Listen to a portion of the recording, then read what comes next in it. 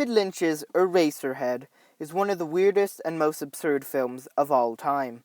Saying that, I also have to acknowledge David Lynch's Eraserhead is one of the greatest works of art ever created by man. It is a 1977 surrealist masterpiece. It is a nightmare of dark and troubling things in 89 minutes. The plot is about Henry Spencer, a printer who impregnates a young gal who later has a disfigured mutant baby. When she leaves in anger because of her lack of sleep, Henry is left alone with his child. He has bizarre visions of the beautiful woman across the hall, his baby dying of sickness, his head being used to make pencil erasers, and a disfigured singing and dancing lady who lives in his radiator. Yeah, I wouldn't recommend this film if you're sensitive, or if you're Christian or Catholic. Regardless, this film is amazing. Let's start with the cinematography.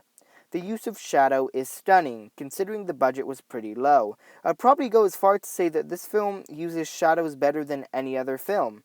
I love The Cabinet of Dr. Caligari, but that movie could possibly work in color. Eraserhead can only be black and white.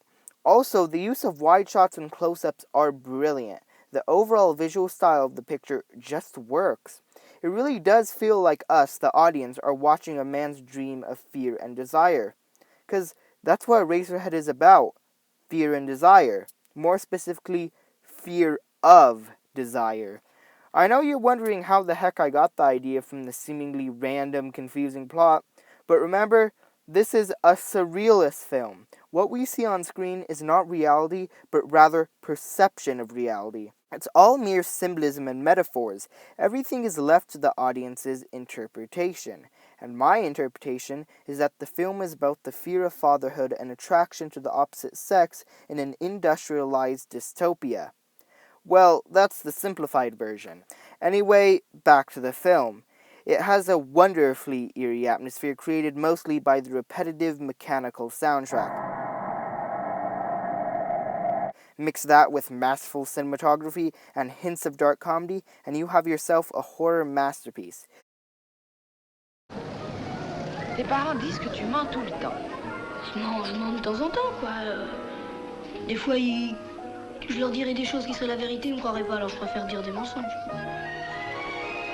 Si tu me demandes 1000 francs, c'est que t'en espères 500, donc t'as besoin de 300. Tiens, voilà 100 balles. Tiens, voilà 500, ben. Mais en principe, c'est ta mère qui fait ça.